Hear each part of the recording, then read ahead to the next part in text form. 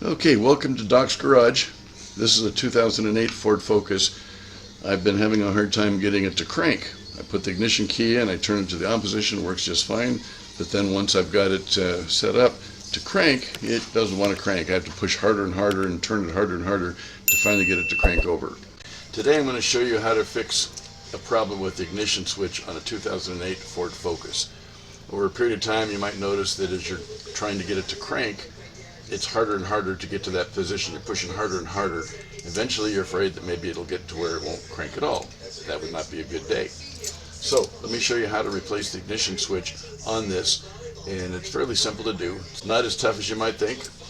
I just ordered up one from Amazon. I think it was like 16 or 18 bucks, something like that. It's not too bad. It might have been 25. Still not too bad. So let me show you step by step how you get into this so that you can do yours, and you'll be so much happier that it cranks so easily. So let's get on with it. 6mm socket. You can use a shallow or deep. Deep's a little bit easier. There's going to be three of them. There's going to be a hole right here. Whoops. You're going to go up in there and you're going to loosen that one. Another one over on the other side, and then one towards the back. And little tiny screws. Already. Little tiny screws that are in there. Not very big, but there's three of those, and that disconnects the lower part from the topper part.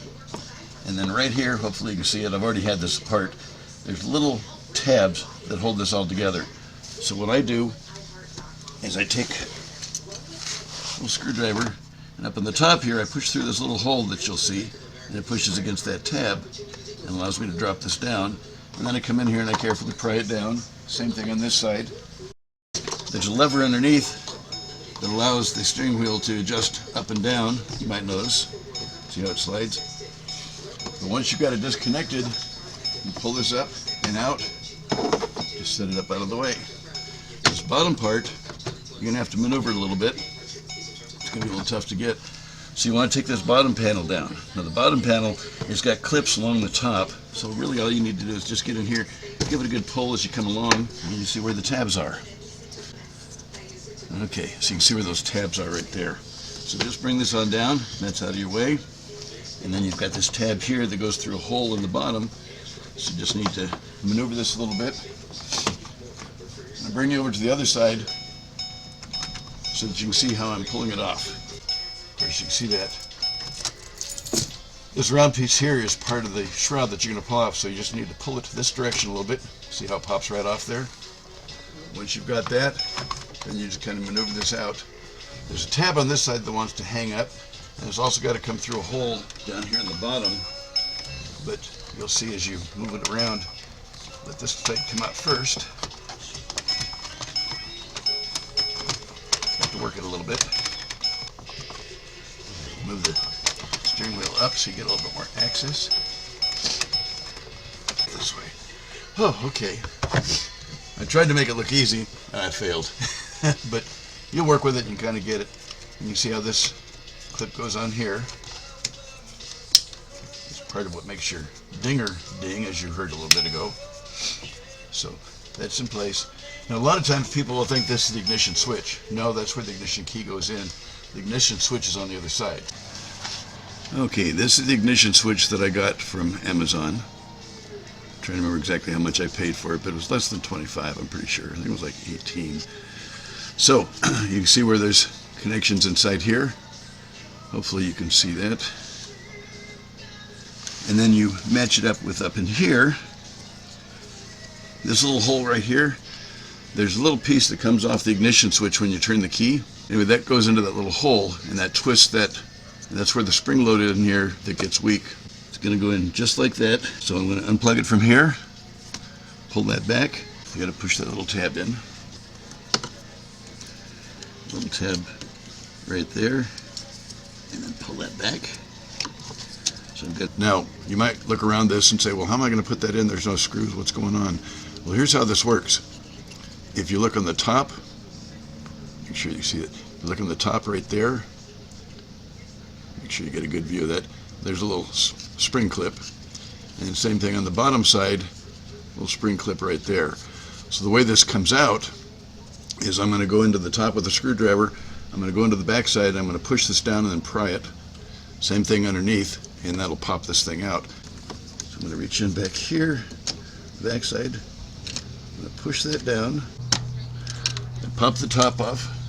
I'm going to go underneath.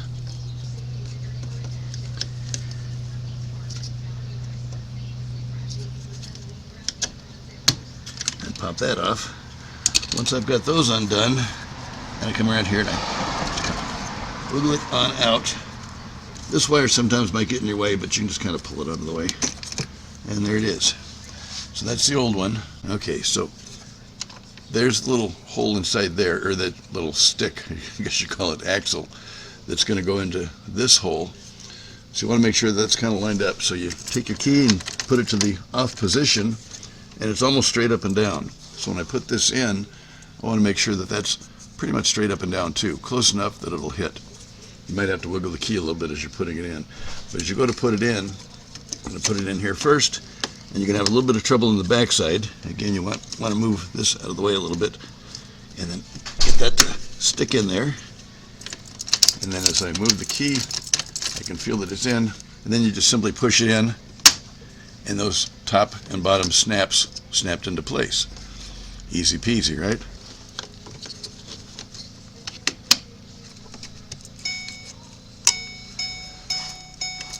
Make sure you're in park.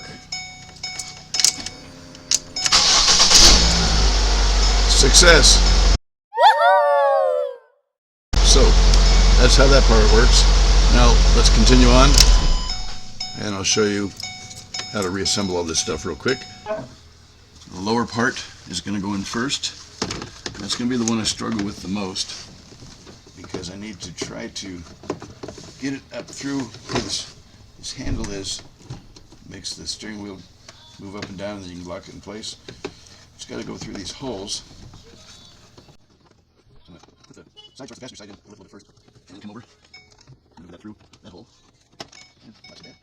I'm going to bring it on up. Of course, because of the door open, I'm pulling this thing, the dinger go ding, ding, ding. Bring it up in position. Now this side you can't see, but I put it over where the key goes. Adjust that up. And now I take the top piece, slide it back in first. Bring that around. And as I mentioned, there's these little clips here that you can see. Hopefully you can see those. Put those in place, snap them into place. Same thing with this front one. Same thing over here.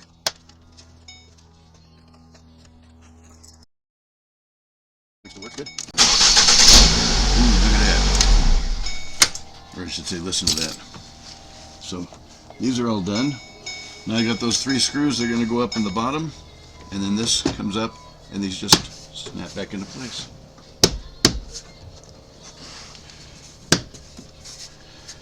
And then once I get in and adjust where I want the steering wheel to be, then I just lock that in place. It keeps it locked in. And now it's just a matter of putting those 3 screws in, size 6mm.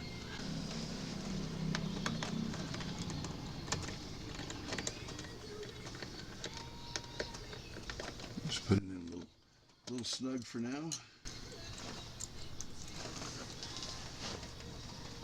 So hopefully that helped you.